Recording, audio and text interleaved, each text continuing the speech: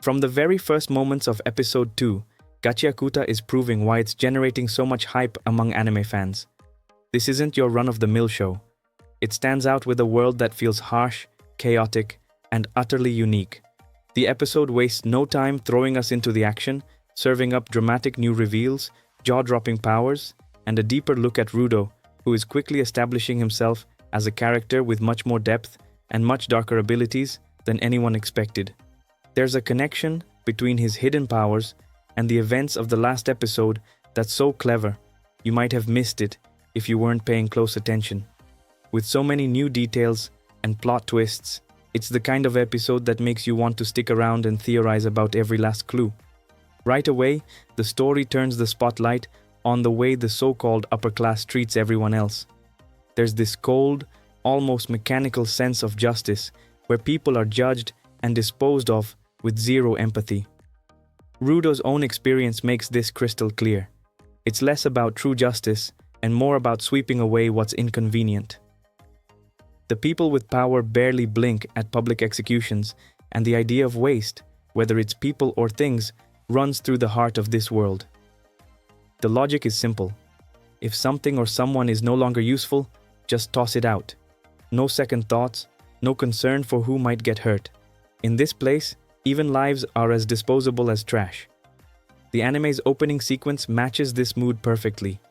Instead of a cheerful tune, it launches with heavy metal that punches through the screen, instantly making it clear that this is a story fueled by rage, rebellion, and chaos. The graffiti, the frantic animation, and the twisted visuals all reinforce the sense that Gachiakuta's world is constantly on the brink. A society that's as broken as it is fascinating. Rudo's anger and sense of injustice don't just set him apart, they make him stronger, and soon he's going toe-to-toe with massive trash monsters, holding his own in a world where only the ruthless survive.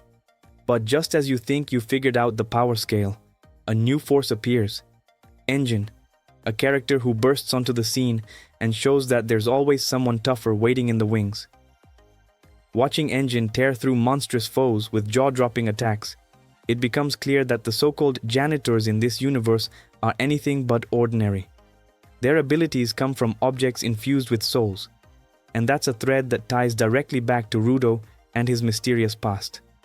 There's even a flashback where Rudo's old mentor, Regto, explains the concept of objects gaining souls, and it leaves you wondering just how much Regto really knew, and how he learned these secrets in the first place. What's really intriguing is how Rudo's connection to these soulful objects might not be as rare as everyone believes. The people in the world above assume that only the so-called celestial citizens can access this kind of power.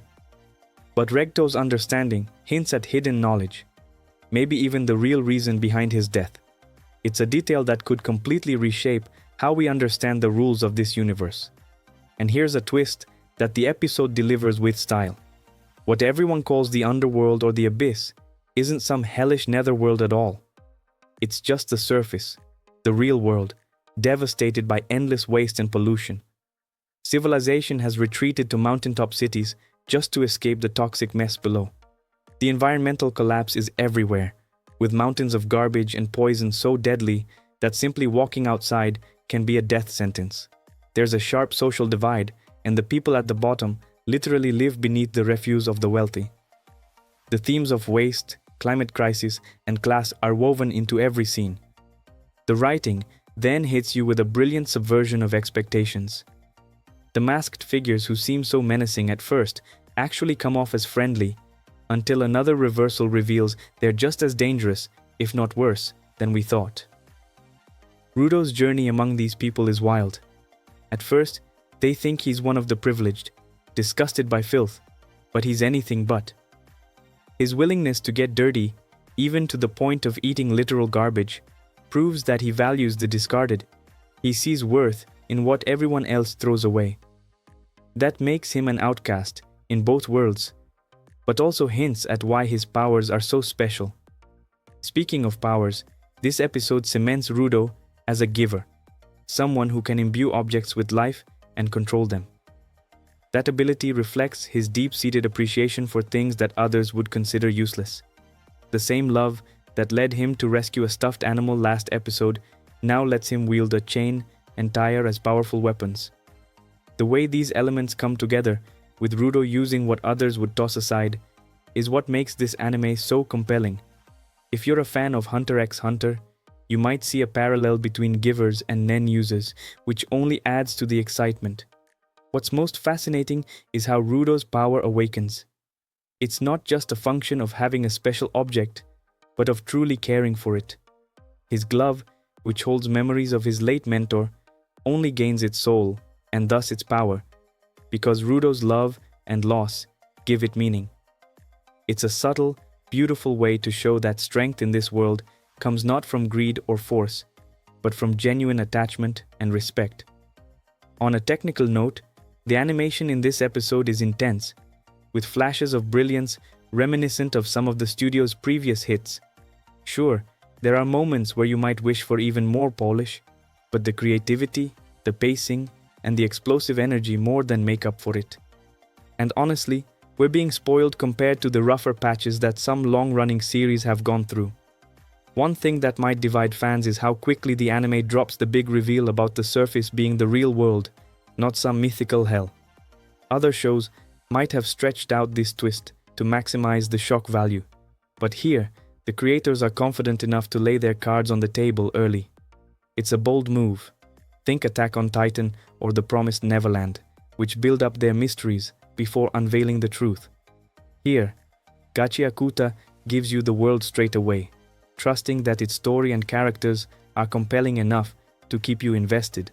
And honestly, that's the right call. This series is unique, not because it hides its secrets, but because it explores what happens after the world's already fallen apart. The focus now shifts to the battles ahead, the rivalries, the strange new powers, and the clash of personalities that make anime like this so addictive. If you're enjoying these deep dives, don't forget to subscribe and share your theories or favorite moments in the comments. Your support is what helps these videos reach even more fans, and every like, comment, or share makes it more likely the creators will keep delivering new episodes for us to obsess over. Hit that notification bell too, so you're first in line for the next episode breakdown. Trust me, there's a lot more coming in Gachiakuta, and you won't want to miss it. Thanks for being part of this incredible community. See you next time.